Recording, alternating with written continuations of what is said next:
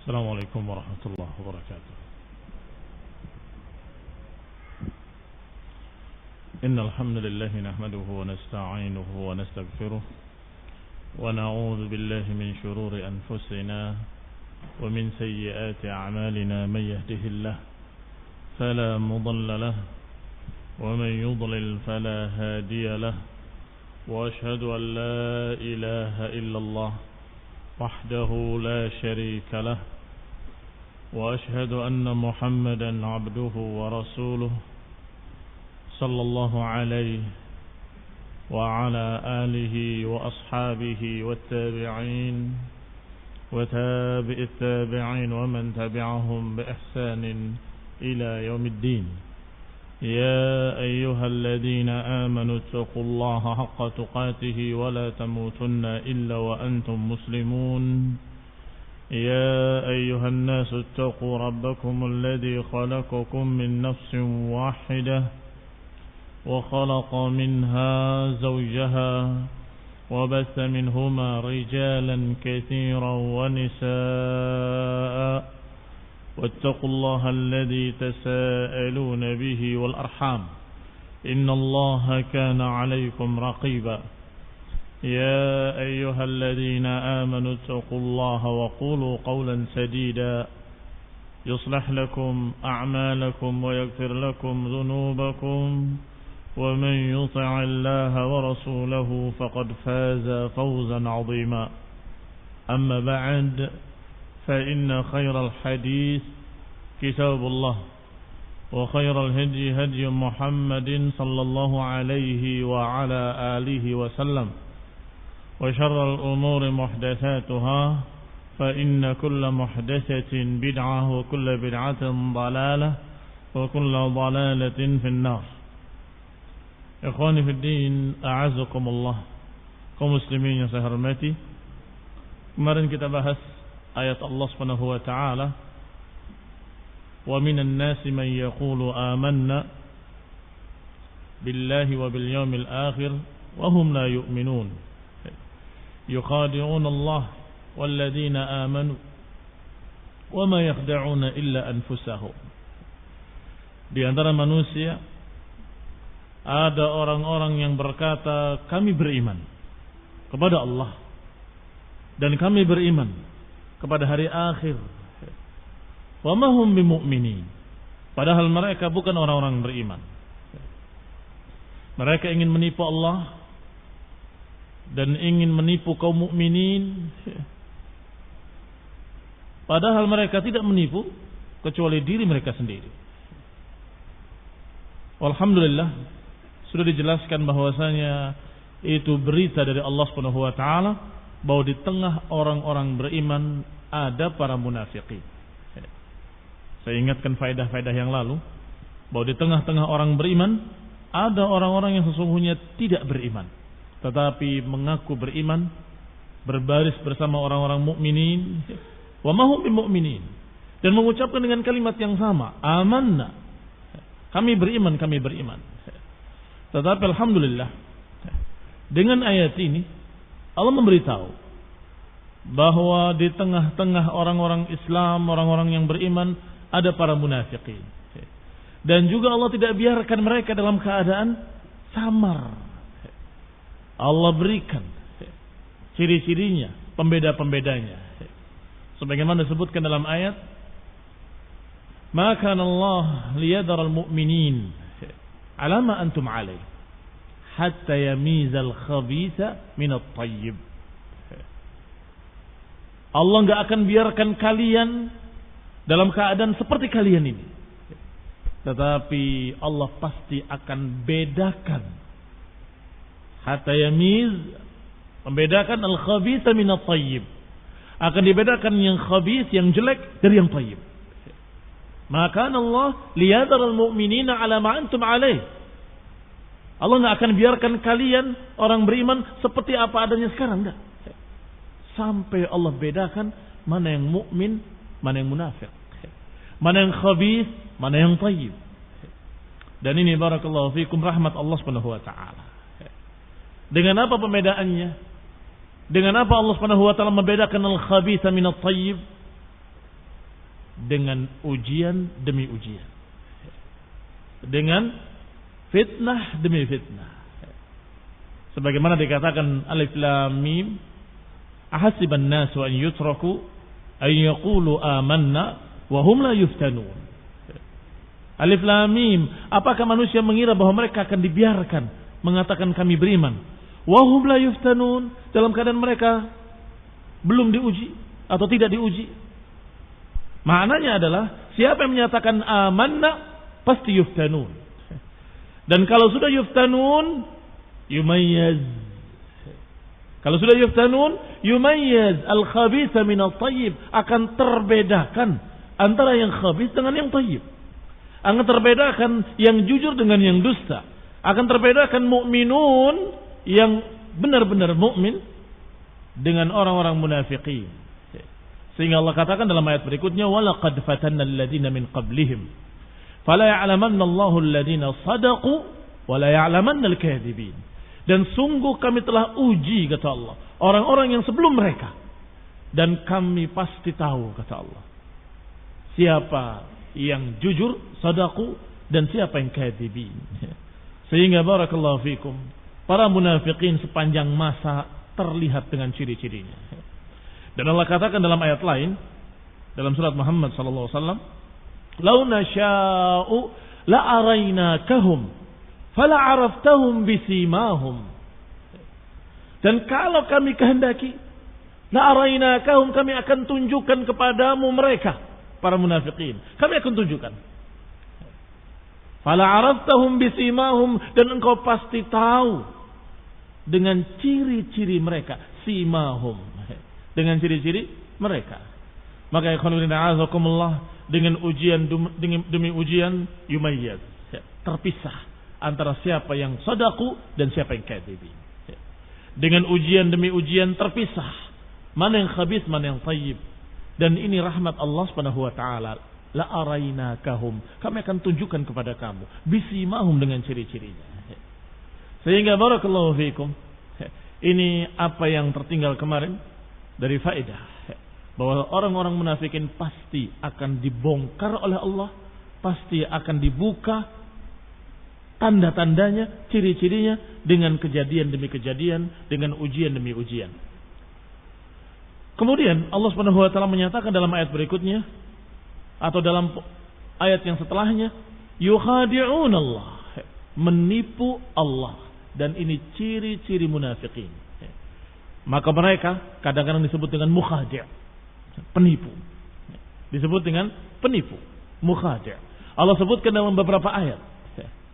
Di antaranya ayat Allah Subhanahu wa taala, yauma yab'atsuhumullahu jami'an fayahlifuna lahu kama yahlifuna lakum wa yahsabuna annahum 'ala syai' ala innahum humul kadzibun.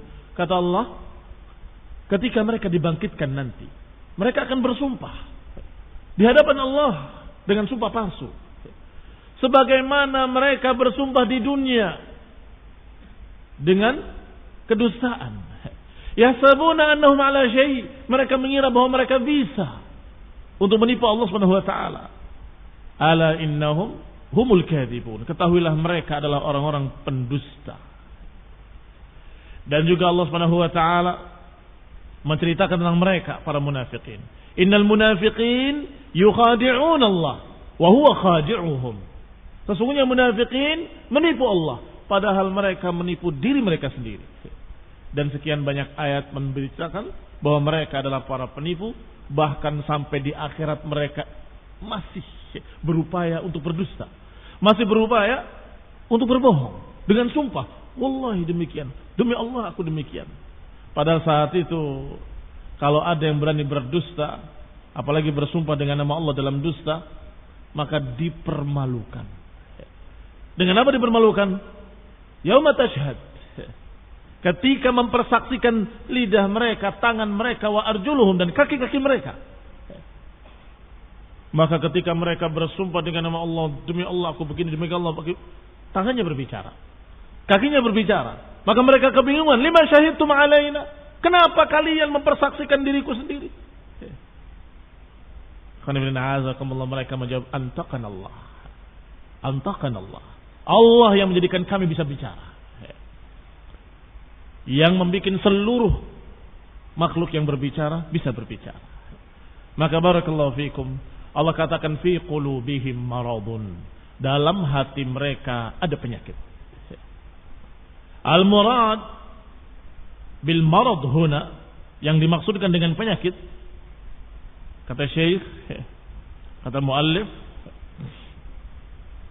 Abdurrahman As-Sa'di rahimahullah, yang dimaksud maradus syak wa syubuhat wan nifaq. Yang dimaksud adalah penyakit syak, penyakit keraguan, penyakit syubuhat, penyakit kebimbangan atau pengkaburan-pengkaburan, penyakit nifaq, penyakit kemunafikan yang ada dalam hati. Dan itu diriwayatkan dari salaf, diriwayatkan diantaranya dari Ibnu Mas'ud radhiyallahu taala anhu, dan Ibnu Mas'ud menyatakan dari unasin min ashabi Rasulillah, dari sekian manusia, dari sahabat-sahabat Rasulullah SAW, mereka semua menyatakan fi qulubihim marad ay syak. Mereka semua berkata, yang dimaksud dalam hati mereka ada penyakit adalah penyakit syak. Demikian pula diriwayatkan dari Ibnu Abbas radhiyallahu taala anhuma, wa fi qulubihim marad, kata Ibnu Abbas, asyak, keraguan. Demikian pula diriwayatkan dari Mujahid, dari Ikrimah, dari Al-Hasan Al-Basri, dari Abu Al-Aliyah dan Rabi' ibn Anas dan juga Qatadah. Semuanya menyatakan bahwa fi qulubihim marad, dalam hati mereka ada penyakit, adalah penyakit keraguan, tidak yakin. Amanna billah wal yaumil akhir, kami beriman pada Allah dan yaumil akhir, padahal hati mereka ragu. Hati mereka tidak yakin. Hati mereka ragu. Ini dikatakan penyakit. Adapun diriwayatkan dari Ikrimah dan Tawus menyatakan fi qulubihim marad ay maradur riya. Marad ar-riya. Ar-riya ingin dilihat oleh manusia, ingin dipuji oleh manusia, dan itu sifat yang khas pada munafikin. Sifat yang khas pada munafikin adalah ingin dilihat. Yura'unan nas.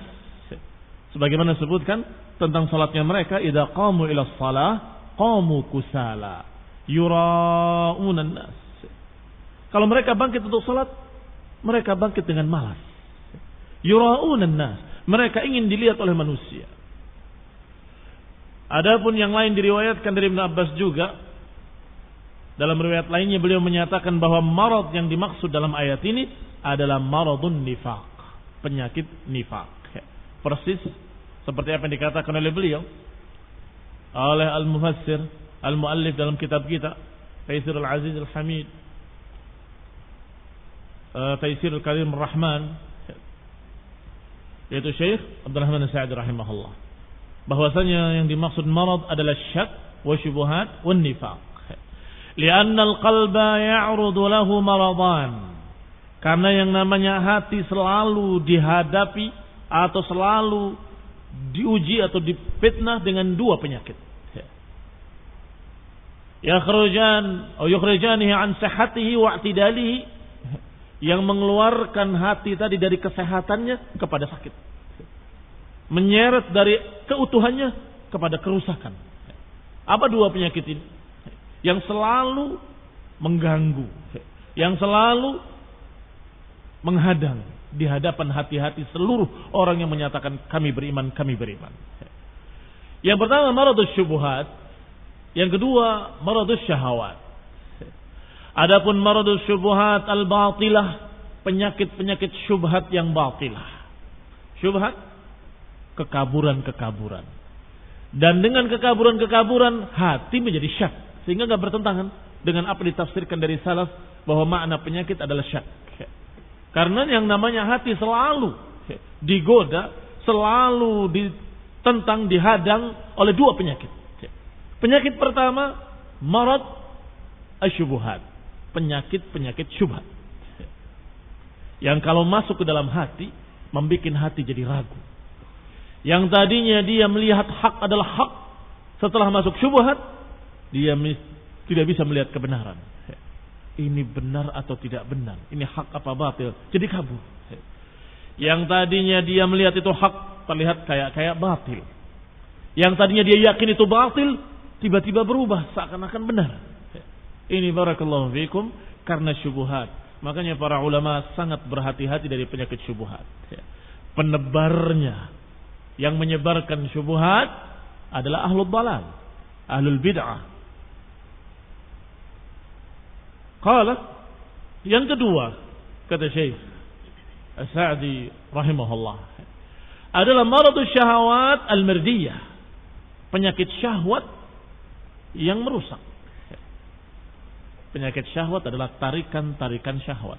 Walaupun yakin ini benar. Dan yakin ini batil. Dia tahu dalil-dalilnya. Dia mengerti ayat-ayatnya, mengerti hadis-hadisnya, ini hak, ini batil. Tetapi karena ada tarikan syahwat, ini memang hak. Tapi kalau saya ikuti, rugi saya. Saya akan diusir saya.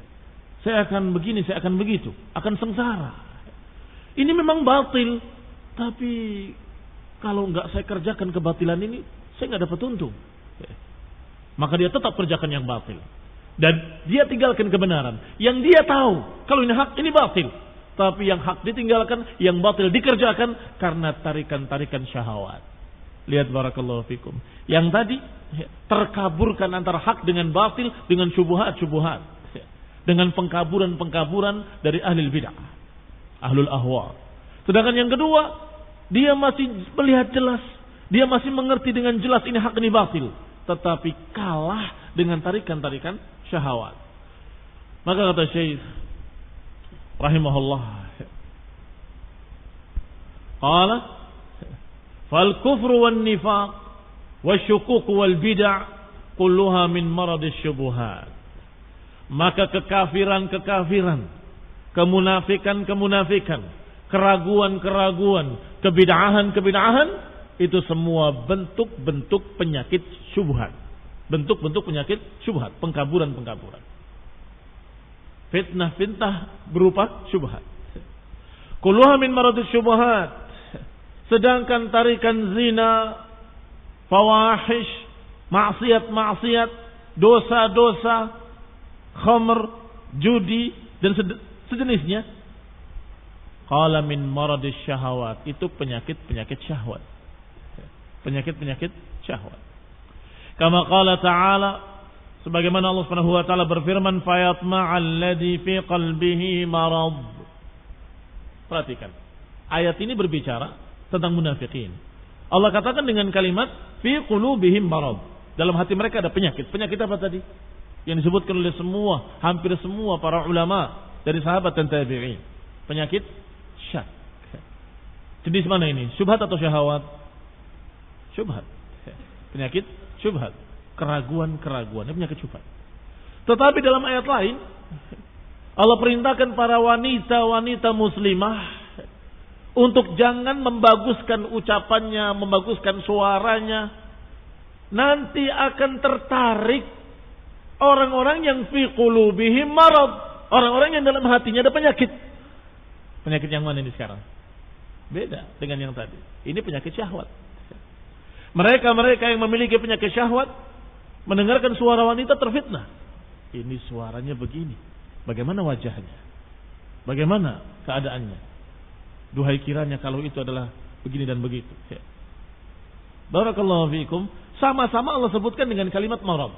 Yang ini munafikin dikatakan fi qulubihim marad, sedangkan yang tadi kalau perempuan berbicara dengan suara yang dibagus-baguskan dalam telepon misalnya, dalam bertanya, walaupun di balik hijab, fayatma'al ladzi fi qalbihi marad, kata Allah, akan kepingin, akan terfitnah orang yang di hatinya marad.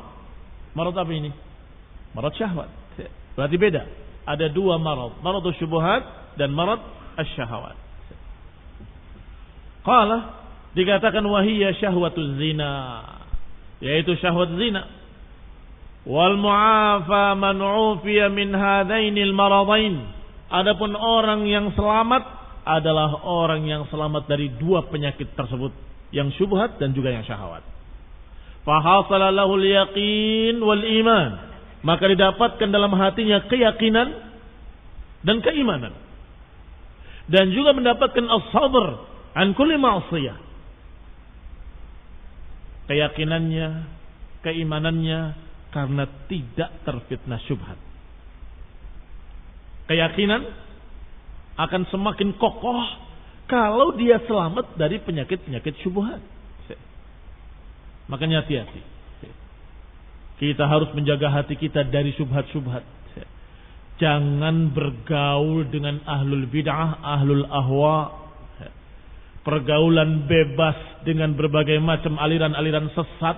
Ini akan membawa penyimpangan-penyimpangan dan akan membawa penyakit-penyakit dalam hati, yaitu penyakit syubhat.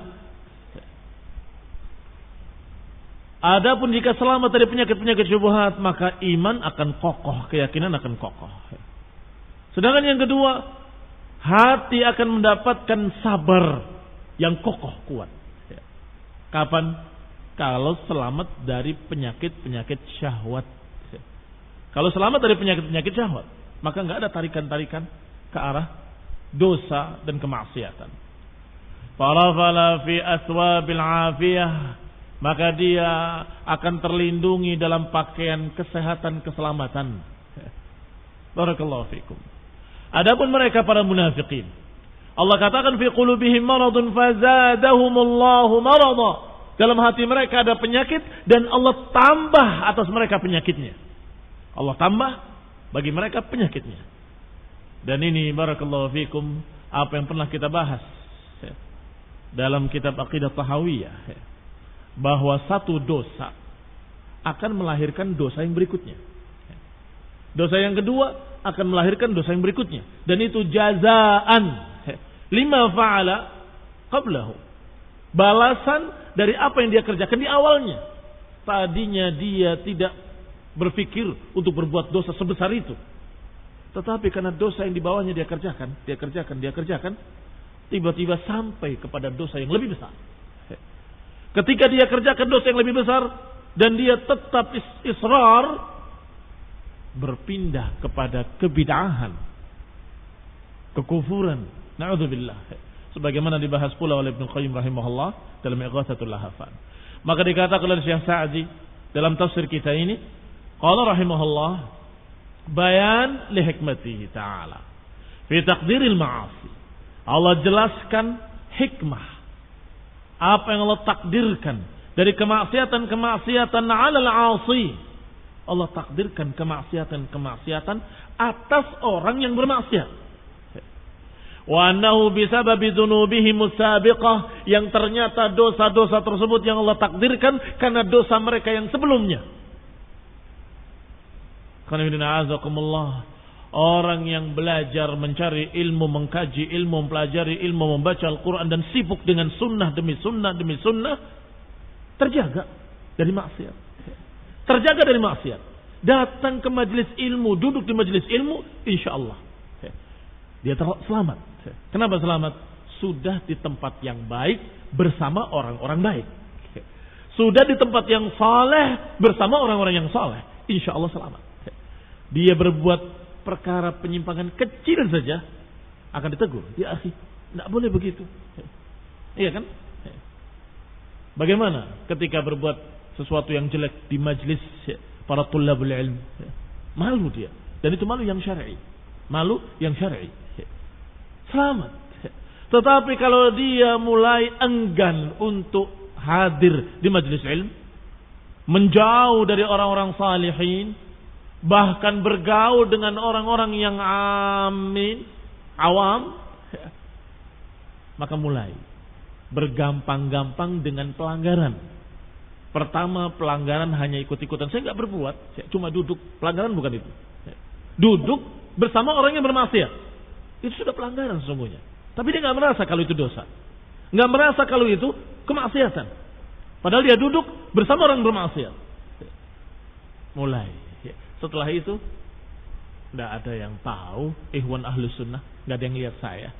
Berbuat lagi yang lebih besar dari itu. Ikut bersama mereka, ikut berbuat. Dan terus meningkat.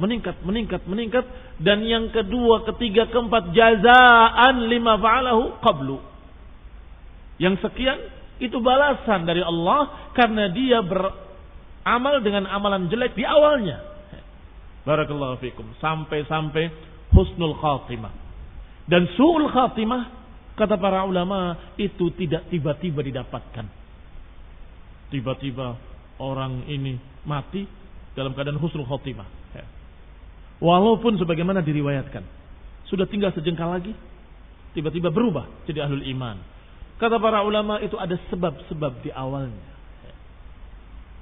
Di antara sebabnya adalah ketika dia berbuat dosa, hatinya menolak dan berontak. Orang tidak ada yang tahu, taunya dia ahli maksiat saja. Tetapi dia sesungguhnya tidak terima dan gelisah. Seorang mukmin adalah apa yang dosa-dosanya membuat jelek dirinya. Ini hatinya gelisah terus. Maka ketika dia tiba-tiba dalam keadaan menghadapi maut, dia ingat dosa-dosanya, dia taubat, berubah. Tetapi mereka yang israr dengan tenangnya, berarti dia sudah punya penyakit yang berbahaya, yaitu al-aman min makrillah, merasa aman dari makar Allah SWT. Penyakit aman dari makar Allah inilah yang menyebabkan nanti dia mendapatkan yang lebih jelek lagi, yaitu su'ul khatimah. Afa aminu makrallah? Apakah mereka merasa tenang dari adab Allah?